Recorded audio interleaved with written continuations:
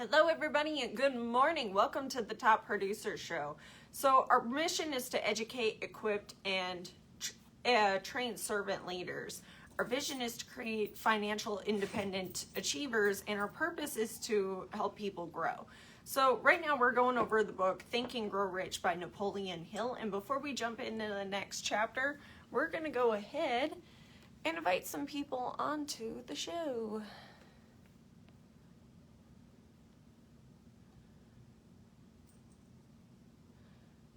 Hope you guys are having a great start to your week. Lots of good stuff going on.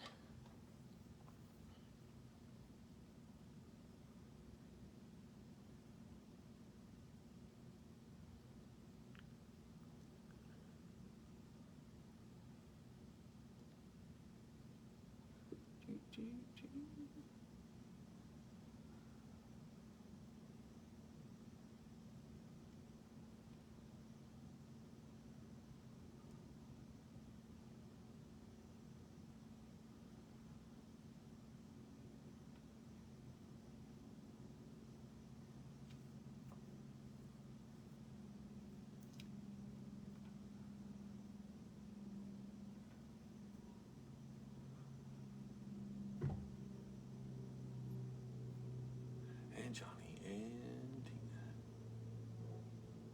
Dennis. Alrighty. Okay, Andrew Murray's here. What's up, sir? How are you? How are things on the other side of the world? Literally. So chapter 7 of Think and Grow Rich. Let's just recap real quick. You know, we've gone over 5 of the 6. Well, today will be the 6th. 5 of the steps towards riches. And the first step was desire. You know, the white hot burning desire to gain what you want. Second is faith. Having, you know, the childlike faith to go after something and know that you can get it. Third is auto-suggestion. Telling yourself, this is what I'm doing, this is what I want, this is what I'm doing, this is what I want. To be able to penetrate the subconscious mind, you do have to tell yourself over and over and over again. Things are bad as any other side. Yeah, we actually just decided not to participate. Auto-suggestion is third. Fourth is specialized knowledge. Specialized knowledge. So you can learn absolutely anything, but you need to learn the stuff that the experts know. You know, the general knowledge, they say general knowledge doesn't really pay anything. Then you have imagination. Your ability to imagine a different way to do things, ability to imagine something working out for you, which also has to do with faith. So those two things definitely go together. Your imagination can create fear. Your imagination can create faith. It just depends on which way you're using it, right? Yeah, exactly. Staying happy is the absolute way to do it. So the 6th step towards riches is organized planning. Organized planning, the crystallization of desire into action, which is the 6th step towards riches. How to build plans which will be practical. And that's kind of key, because I talked to a lot of people and I was like, okay, you want to get rich, or you want to get, you know, your business going. What is your plan? Well, my plan is to stay home and do nothing. Okay, that's not going to work out real well. My plan is to at least present to somebody once a week. That's not going to do it either. That will never accumulate riches. It has to be a crystallized plan of action. So, align yourself with a group of people, as many as needed, for the creation of carrying out your plans for the accumulation of money. So, you need to gather some people together who know what they're doing. It says make use of a mastermind group. So, you know, if you make use of a mastermind group, you can also say, hey, look, I'm pulling a group of people together to go over this certain subject, so that way we can figure everything out.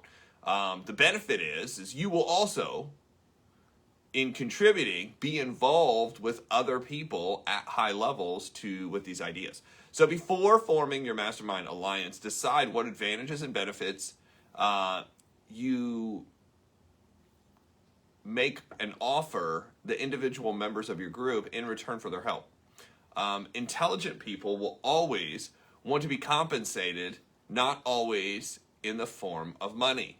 So, just having access to these people, having the database you're going to build. So here's what you have to do. You have to find out what they want. And by finding out what they want, they say, in life, you can get whatever you want as long as you help enough other people get what they want. 3, arrange to meet with the members of your mastermind group at least twice a week, and more if possible, until you've jointly perfected the necessary plans for the accumulation of money, which is important. Maintain perfect harmony between yourself and the members of the mastermind group. If you fail to carry out this instruction to the letter, you may expect to meet with failure. And that's absolutely true. Keep these facts in mind. You are engaged in an undertaking of major importance.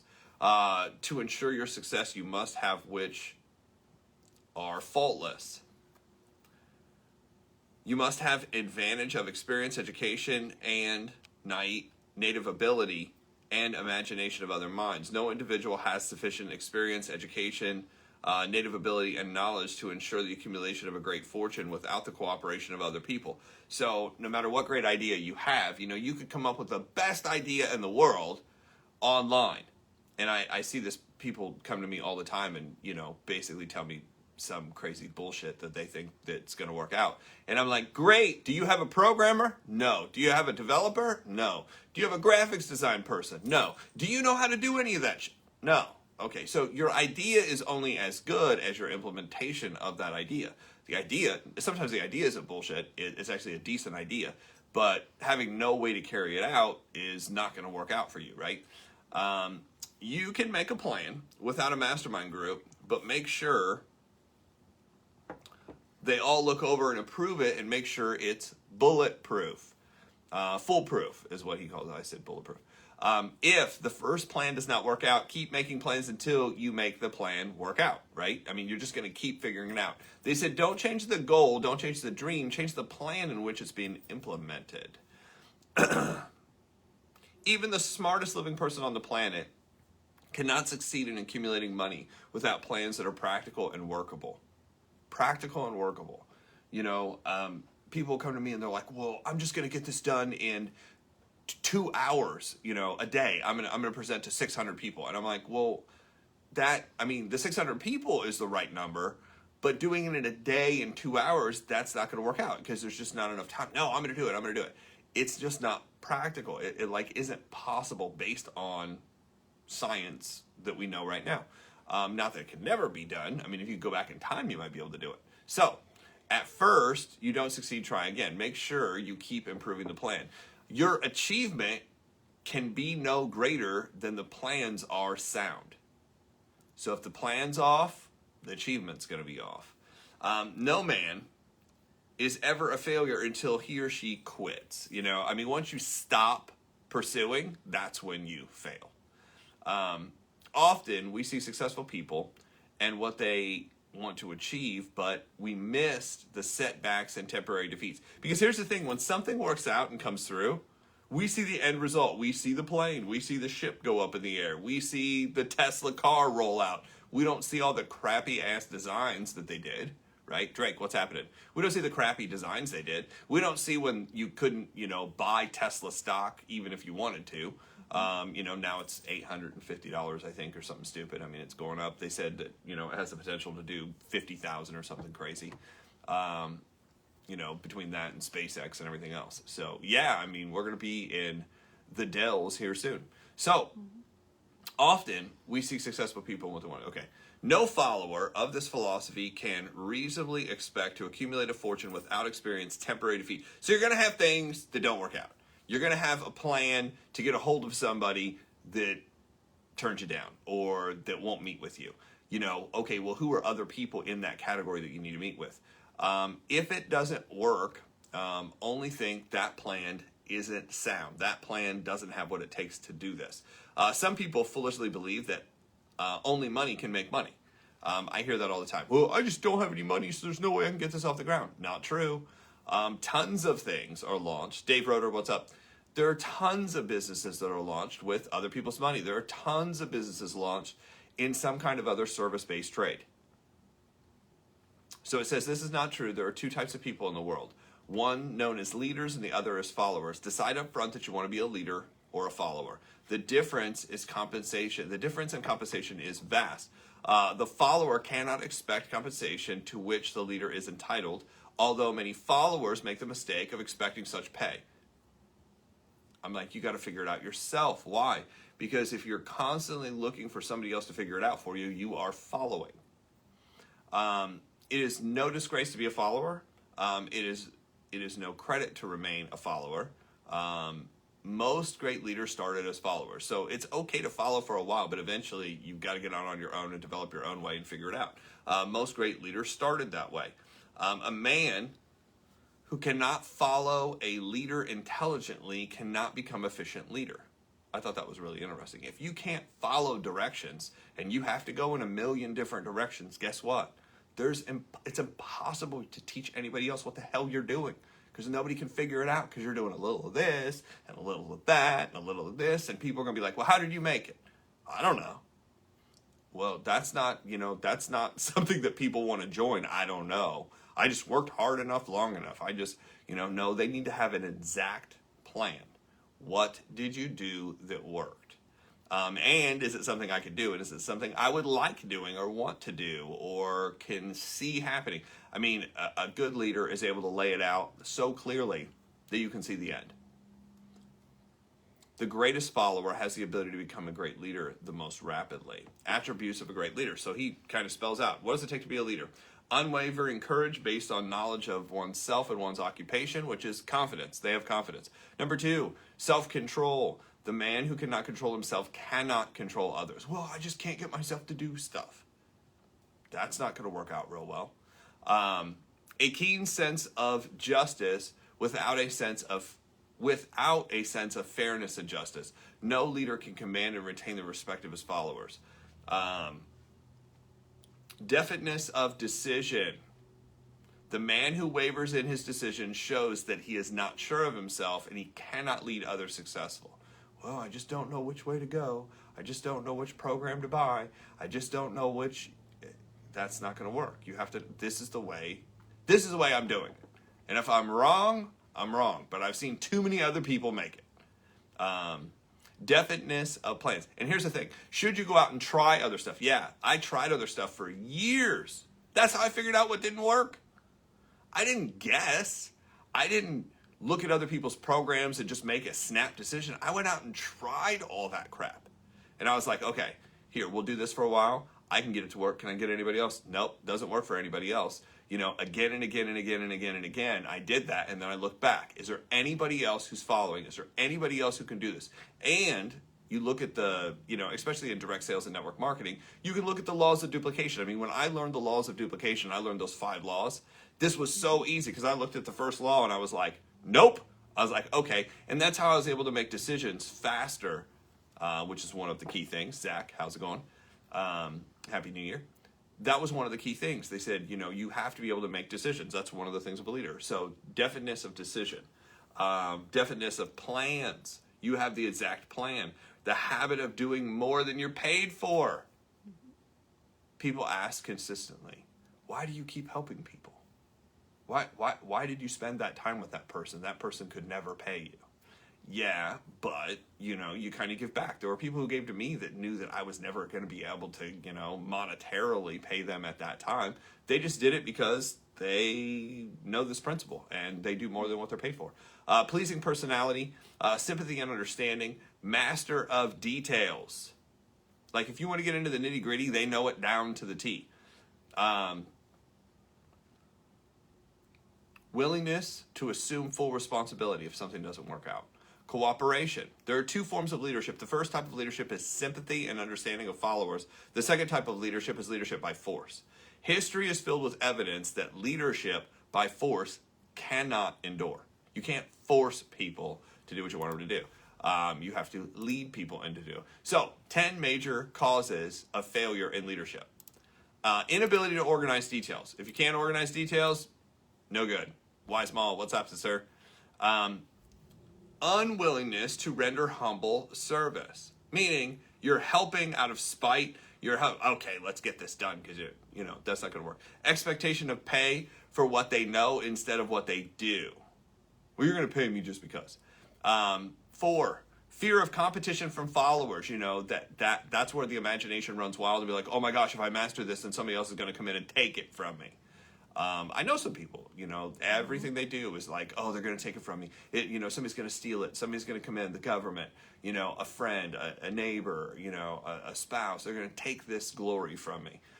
Lack of imagination, selfishness, intemperance, greed of overindulgent, disloyalty, forcing the me factor authority, no decisions except me, emphasis of title, on doors open to all people.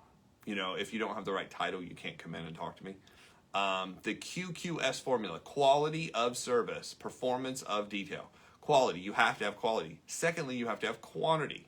So quality is important because here's the thing, nobody will pay full price. Nobody will pay a lot for crappy service. Nobody will pay a lot for something that's not good. They want the best. People will pay a lot for the best. The quality, they'll pay a lot. In fact, I just saw this really, really cool video about Steve Jobs. And Steve Jobs says, if you look at the difference between American manufacturers and Japanese manufacturers, this is pretty easy. And this was done a long time ago, and what's funny is it's still true in a lot of ways. They said, if you look at American companies spend a bunch of money on advertising and marketing talking about quality. The Japanese spent $0 talking about quality. 0. And he goes, but if you ask the American public, hey, who has the best quality stuff? He goes, every time it's the Japanese. Every time. They spent $0. Americans spent, millions and millions of dollars. He goes, why is that? Why is it like that? He goes, well, you have to understand what people do. People don't believe quality based on a sale of marketing. They believe it based on usage. And when you go out and use the product and realize it's crappy, when you go out and use the product and it breaks down, when you go out and use the product and it's not as good, when you go out and use the product and it doesn't do what you say it will do, then people form an opinion based on what's happening, not what you told them. So it's lip service is basically what I'm saying. So quality, it was a really good video. Quantity is another one. Quantity of service is the habit of rendering all services of which you are capable at all times, with increasing the amount of service rendered as a great skill developed and experience. Habit. Show up early, stay late. What can you do for others? What do you know? What can you provide? The spirit, that's the S. The spirit of service. The spirit of service, meaning the habit of being agreeable from associates and fellow, not only agreeable, but happy, joyous, without drama and bullshit. So many people bring drama and bullshit into everything they do. Oh my God, you're not going to believe what happened to me today, this time. And I was like, Jim Rohn talks about this. He's like, of course I believe that. He's like, why? He goes, because stuff like that always happens to people like you. Because if you look for drama and craziness, you're going to find drama and craziness. And that's what you look for. Some people seek it out. Why do they seek it out? Most people seek out drama and most people seek out bullshit because they realized that's how they get attention. That's how they get attention. And that's not a good way to get attention. But you get attention doing that. It's the same thing as a little kid that throws a fit on the floor. They get attention. Why do they keep doing it? Because you keep giving them attention. Ignore it, and they get up off the floor, and they're like, okay, that didn't work. Now what? So,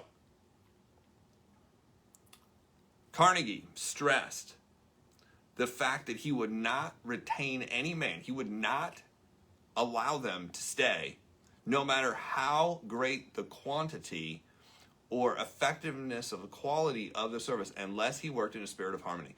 Meaning, if somebody is an asshole at work, if somebody is disagreeable, if somebody rubs people the wrong way, they can't stay. They got to go. And you have to, in network marketing and direct sales and MLM, you have to isolate them in a way That's why we have inclusion and exclusion. Usually you won't find somebody who has a super disagreeable personality. They won't be able to produce results on a regular basis. So that's why there's inclusion and exclusion. Everybody can come to the general session, but if you want to come to the session that makes the most impact, which is the production section, the people who get results, then you have to do this, and those people never end up showing up there. The people who are disagreeable can't get in the room because they can't even get somebody to agree to show up to actually present whatever opportunity or business or product they have. So nothing, however, can be successfully substituted for a pleasing conduct. So it means you can't bring money, you can't bring gifts and then treat people bad and expect it to work out. It doesn't work. Service or products fall under these same rules. There's 31 major causes of failure. So I'm just going to read these because we don't have time to go into each one. Bill's here. What's up? Unfavorable or hereditary background. Some people think it's because, well, you have to understand where I came from. No, that's not it. Lack of well-defined purpose in life. If you don't know where you're going and you're lost, that's a problem. That's when people get depressed. That's when people feel blah. That's when people, low energy. It's because they don't know where they're going. Mm-hmm. Lack of ambition to aim above mediocrity. People are like, well, I'm just getting by, just maintaining. I love this one. I'm just killing time. Well, time is the only asset you have. So if you're killing time, I need to get the hell away from you.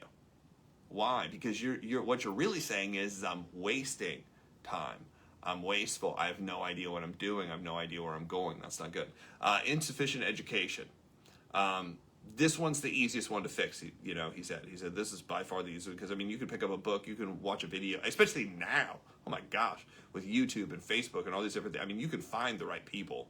You could ask the right people. You could find the mentor today and get started. Lack of discipline, self-control is the hardest job you'll ever tackle. Tackling self is the hardest job you'll ever tackle. How do you get yourself to do so? I just watched this great video by Tony Robbins this morning, by the way, talking about this.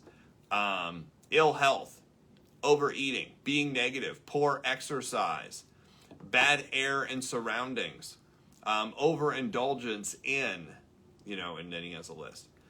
Unfavorable, so this is overindulgence in unfavorable environment influencing during your childhood. Procrastination is one of the most common causes of failure. Most wait for the right time, a time that will never be just right to get going. Lack of persistence. Most are great starters but poor finishers in everything we begin. Most give up at the first sign of defeat. 10, negative personality, a negative personality. No hope for success, who repels people through negativity. I don't know if we're going to make it. It's kind of like the Eeyore from Winnie the Pooh. Yep. I don't know if we're going to make it. Things are so hard. Life is so bad. Coronavirus did this. Coronavirus, the shutdown did that. You can decide not to participate in it. And here's why I say that. I went back and found out, through some of the training I found out and read and watched videos on people who had made it through those times, made it through the Spanish flu. Guys, the Spanish flu, 50 million people died. 50 million. Now, they later found out it was because of some of the other stuff they did. It wasn't the actual flu itself. They had really bad treatment and really bad things that they tried to do to counteract it, like going outside and standing in the freezing cold. They thought that would cure it. Everybody, most people died of pneumonia. You can look it up. And pneumonia was caused because of the bacteria that built up because of other stupid shit they did. And we're not going to go into all that, and this is not that kind of conversation. But because I read that and people had made it through the Spanish flu and were successful during that time. People also made it through the Depression and they were successful during that time. Most of these people decided not to participate in the craziness, meaning they weren't scrolling through their fucking phone every minute, looking at every article on who died and what happened, and oh my gosh, this person lost, a finger, and this person lost a limb, and this person lost a loved one. And here's the thing, I'm not saying that it's not, okay to understand what's going on. That's not what I'm saying. Mm-hmm. But I'm saying you don't have to participate in a negative way like most people. You don't have to live in absolute fear. Here's the thing.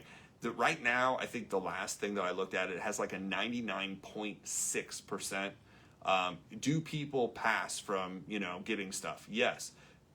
look up the numbers, 2 years ago on how many people passed from the flu, how many people passed from pneumonia, how many people passed from getting eaten by sharks. I mean, and you don't even, people like know all those statistics, and I'm like, dude, you don't even swim. You don't even live near the ocean. You live in fucking Indiana. You haven't even been to the ocean. You're scared of sharks. Mm-hmm. So my point is, you can freak yourself out irrationally. And that's what people do. So procrastination, lack of persistence, negative personality, lack of sexual controlled urges. Sex energy is the most powerful. It can be converted into positive work or used for negative. Uncontrolled desire for something for nothing. Oh, I love this one. Something for nothing. I want to put nothing in and win. Gambling, lotteries, betting the 1929 stock market crash is evidence where people were betting on stock markets and hedging. So isn't it funny that he talked about that? This book was written, almost 100 years ago, and he's talking about hedging bets in the stock market. Lack of a well-defined power of decision, reaching decisions promptly and then changing them. You'll find that the most unsuccessful people take forever to make a decision, and when they do, they change their mind all the time. You'll also find that the most successful people, they usually make decisions pretty quickly, and they rarely change. And when they do it, they go in a complete opposite at 100 miles an hour. So well defined. Indecision and procrastination are twin brothers. Kill both before they tie you. It's supposed to be they tie you to the treadmill. Before they tie you to the treadmill of failure. So procrastination and indecision. I can't figure out what I want to do. I can't figure out how many people I'm supposed to talk to. I can't figure out who I'm supposed to talk to. I can't figure out how I'm supposed to talk to them. Indecision, indecision, indecision. Pick something and do it. And the more you do, the more you'll understand and know, okay, this is the right way. This is something that works for me. This is something that's easy. I was once told that. They're like, if you go in and put in a whole lot of activity and everything just starts working, that's probably the right way to do it. If you go in and put in a whole lot of activity and everything seems like a struggle and it's just not going anywhere and it just won't take off, and you just do it over and over and over again, quit looking for the fucking easy way and do something that works. Uncontrollable desire for something for nothing. Lack of a well-defined power of decision. Reach decision promptly and change them. Okay, so that's what we just talked about. 13. 14. One or more of the 6 basic fears. Master all the 6 basic fears. 15. Wrong selection of mate in marriage. They're basically saying if you find somebody that stresses you out consistently, your ability to move forward in life is probably pretty slow. Most of the most successful people will point towards the person they're with as the person who pushed them to be successful, not who made them fucking crazy. If the relationship is not in harmony, failure will always follow. Bad relationships will form failure that is marked by misery, unhappiness, destroying all signs of ambition. And you see these people, typically you'll find that the people are angry, they're passive aggressive. Why? Their relationship sucks. They go home and they're like, I hate my life. I hate my life. I hate my life. But you'll also find that people won't leave because they have all these weird reasons. Over caution, never take a risk. Oh my gosh, it's raining. I can't do it today. Oh my gosh, it's supposed to be sunny tomorrow. I can't do it that day. I might go outside and, this might get me. I might go outside and that. Now, obviously, if you have like a deficient immune system, don't go lick handrails and, go to nursing homes. Like that doesn't make any sense. Like, don't do that. But if you're in perfectly good health and you're just like, I'm staying isolated, I just can't, that's probably not smart either. So over caution, prepare, be smart, be safe, but don't be an idiot, which there's a lot of people out there. Wrong selection of associates in business. This is one of the lessons I heard early on. It is more important to work with the right people in the wrong business than it is the wrong people in the right business. Why is that? One of the most common causes of failure in business. In marketing, personal service, take great care in picking your employer and your business partners. Because somebody who is negative, somebody who creates problems, that'll penetrate every area of that business. Superstition or prejudging. Superstition is a form of fear. Men who succeed keep open minds and are afraid of that. Here's the thing: it's not that they're afraid of nothing. It's their fears are more rational based. You know, they're like, hey, do you want to go skydiving without a parachute? No, that's probably not a good idea. You know, you want to go mountain climbing without a rope? Yeah, there's only a handful of people who have ever been able to do that, and most of them are dead now. Not a good idea. So, I mean, there's certain things within reason. Wrong selection of vocation. If you do not like it at all, you know, some people are like, I'm going to do this and I hate it, but I'm going to do it. That's not going to work. Here's what I see. I see a lot of people go into professions because their parents or a family member forced them into that profession, and now they regret because they have a passion to do something else. So wrong selection of vocation, lack of concentration and effort. The jack of all trades is seldom good at anything. And I actually know people who will stand up in front of an audience and tell people, well, I'm just a jack of all trades and not a master of nothing, and that's why I'm here. Okay, so what you're telling people is you're never going to make it. That's probably not good. The habit of indiscriminate spending, form the habit of saving instead. It says money in the bank gives you power and confidence to attract money. If you can't, and I found this is so true, if you can't save, you can't make big money. If you can't save, you can't make big money. Why? Because it takes that, it creates a confidence. At $1,000 in not in the bank, because the bank doesn't pay any interest, but $1,000 in hand, you sleep differently. At $5,000, you sleep differently. At $10,000, you sleep differently. At $50,000, you will sleep different. When you get to 100 or 500 or $1 million, you know, I have a friend that he's like, you just sleep differently when you have $1 million access to it. Just liquid cash. You just sleep differently. Everything changes. And your confidence is so different because you're like, somebody's like, oh, that'll never work. Like, yeah, probably not for you. Lack of enthusiasm. Lack of enthusiasm. Without enthusiasm, one cannot be convincing. So if you want that confidence, enthusiasm has to come with it. Moreover, enthusiasm is contagious, and the person who has it under control is generally welcomed by any group. Wonder why they're able to recruit so many people. Intolerance. So there's a lot of these. There's 31 of them. We're almost done. Intolerance is 23. A person with a closed mind on any subject seldom gets ahead. Intemperance, the indulgent of overeating, overdrinking, sex, whatever you're, going at it too much. Inability to cooperate with others. More people are fired over this one thing. Why can they not work with others? Well, there's a bunch of reasons, but possession of a power that is not acquired through self-effort. Riches are more dangerous than poverty because, some people get rich and what it does is it allows them to go do the things they're not supposed to do in great quantity. Intentionally dishonest. There is no substitute for honesty. Egotism and vanity, they're fatal to success. Guess instead of thinking. Oh my God, this one right here. Well, I guess that'll work out. I think this, or I think that. What you think, you can go and look it up in 2 seconds. Go Google it, get the exact.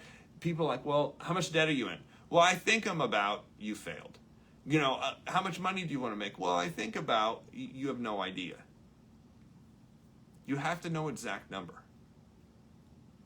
Stop guessing. Stop looking to the sky and you'll find that, I find this all the time, the people who are having the most problems in life are guessing at so many different things they have no idea. I mean, I try to be nice and help them. Most people are lazy and they just tell you the first thoughts instead of researching anything. They didn't say they're not smart. You're smart, you're just fucking lazy. Go look it up. Go tell me the 10 ways it can happen. Well, I just don't know. Have you Googled it? No. Have you read anything? No. Have you watched anything? No. Lack of capital. It's hard to absorb mistakes without some extra money. Make up your own. It says, know thyself, know all of your weaknesses in business. You should also know your strengths to call attention to them. When selling, you should know your strengths when selling. Once a year, you need to do a self-analysis. Decrease in faults and increase in virtue. Values. it should show evidence of advancement being made, and if so, how much. It will also disclose if any backward steps have taken or you've made any backwards steps. So they said every year you should go over this. So there should be a list you should start out the year with, December 31st, December 30th. You should say, hey, before we even get there, always plan the year before the year begins. Always plan the month before the month begins. Always plan the week before the week begins. Always plan the day before the day begins. Do you know what you had to do today before you went to sleep yesterday? At least the most important things.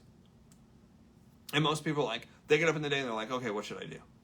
What would be a good idea to do? You already are behind the person who planned the day before. You're already behind. Because now you have to spend this whole nother group of time figuring out what the hell you need to do. This was a hard one for me to get because most people don't operate like this, right? Business people operate like this, but employees don't. They're like, I'll get to work and find out what I got to do. Okay, well, that's not going to work out for you in business. It works out for you at work, but it doesn't work out for you in business. Because the business had already planned on your ass showing up to work, along with all the other people that they had planned on being there. And they had a system and a chart already ready, and they planned that shit out years ago. That's why they're at home or on a beach or driving their sports car or living in their mansion, and you're going to work. Because they had a plan and you didn't. And that may be rough and you might not want to hear it, but that's how it works. So self-analysis, this is a questionnaire. It should show the advancement. So this is a self-analysis. I'll read these, and there's a bunch of them. There's 462. No, there's 28 of them. Have I obtained the goal which I established as my objective for this year? Have I attained it? Have I delivered the best possible quality? Have I delivered the best possible quantity? Have I been working with the correct spirit or harmony? Personality. Have I been working with the best personality? Have I been more effective and procrastinated less? Have I done more? Have I improved my personality? Have I followed my written daily plan? And at what percentage? So they're talking about tracking stuff to the point where you can plan out, what percentage did I do this week? I mean, imagine if you had to give your percentage every day of the shit you said you were going to do. Okay, today 0%, tomorrow 1%, tomorrow 13%. People are like, what are these percentages? This is probably the percentage likely of me getting what I want. 0, 0, 0, 4, 0, 0, 0. Convention, 52. And then all of a sudden, it's amazing how people dwindle off on this. I mean, it's bad, but it's true, right? I've reached decisions promptly and definitely on all occasions. I have any of the 6 basic fears working against me. I've been overcautious or undercautious. Have my relationships worked and been pleasant? Have I slacked off in any way? Have I been open-minded to new ideas? Have I improved service of any way? Have I been overindulging in bad habits? Have I been running things with an ego? Have I been leading and gaining respect, or have I been ruling and gaining enemies? Have I been leading by guesswork or by research? Have I been conservative with my time, money, expenses, and budget? How much time goes into activities which do not make me money? So most of these people know their schedule. How should I use my time better? Have I gone against any of my core values? Have I been paid more than what I'm giving out? Have I been unfair to anybody? If I have a customer of service, have they been satisfied with my work? So basically, if you did a questionnaire, are you doing well? Am I in the right line of work? Do I dread what I do? Do I have satisfied customers, raving fans, silent clients? What is my present rating on fundamentals of success? If you do not track what you're doing, you're destined to lose. I was like, damn. If you do not track what you're doing, you're destined to lose. And the reason why is your basic human instinct. Your basic human instinct pulls you back to your comfort zone. So no matter how bad you want it, no matter all the stuff you write down, if you're not tracking what you're doing, you will not be able to consistently move forward. And that's what it takes. It takes somebody to get started and consistently move forward, and then eventually move past average, past what everybody else is doing. You will not succeed doing less work than what the people succeeding are doing. You can't. It doesn't make sense. Success costs full price and then some. It never goes on sale. Everybody's out there trying to find out, what's the discounted success? You know, where can I find discounted success? I'm looking for discounted. I mean, can you imagine somebody run around actually asking for that? Hey, I'm looking for discounted success. Have you seen any? Have you found any? I mean, they will lock you up probably for saying that. But people actually go out there and do it every day. Where can I jip out? Where can I take this and not do it and still make money? It won't happen. And that's, you know, you can run yourself in circles forever. You can run yourself into shape faster than you make money. Take inventory of the advantages you have. So these are inventory. This is an advantage you have if you live in any free nation in the world. Freedom of thought, freedom of choice, freedom of enjoyment, freedom of education, freedom of religion, freedom of politics, freedom of choice of business, freedom of occupation, freedom of, you know, to own a property, freedom to choose where we want to live, freedom of marriage, freedom in social classes and race, freedom of travel, freedom to vote. The average American with a job can only provide the following. Now, remember, this was written 100 years ago, but how much does it sound like today? The average American with a job can provide only the following: food, shelter, clothing. A job was never meant to get ahead. A job was never meant to make you wealthy. A job was never meant for you to live the best life. It was never meant for you to take off time. It was never meant to provide for future generations. It was provided food, water, shelter, clothing. That's it. And this was 100 years ago. How similar is that today? Now you get Netflix and Amazon. So what they did is they gave you just a little bit more to distract the hell out of you from actually going after anything. For modest efforts, no more than 8 hours a week, 8 hours per day. Money without brains is always dangerous. AKA lottery winners. I think I wrote that. So that's what we got for today. The 6th step towards riches, which is organized planning. So you have desire, faith, autosuggestion, specialized knowledge, imagination, and organized planning. The mastermind group, writing it out, having an exact plan, and tracking it. So that's what we got for today. What else? I think that's it. This was a long chapter, and I was trying not to say anything because I know we have to be good on time here. So with that, that is what we have for you guys today. If you would like our notes, you want to go to the Top Producer Show Facebook group, and we're going to be posting our notes there. And also go follow us on YouTube, because each one of these videos is going to be uploaded to there. So if you'd like to go back, take some notes, you are more than welcome to do so. So with that, that is what we have for today, and we will see you guys tomorrow. Thanks, guys.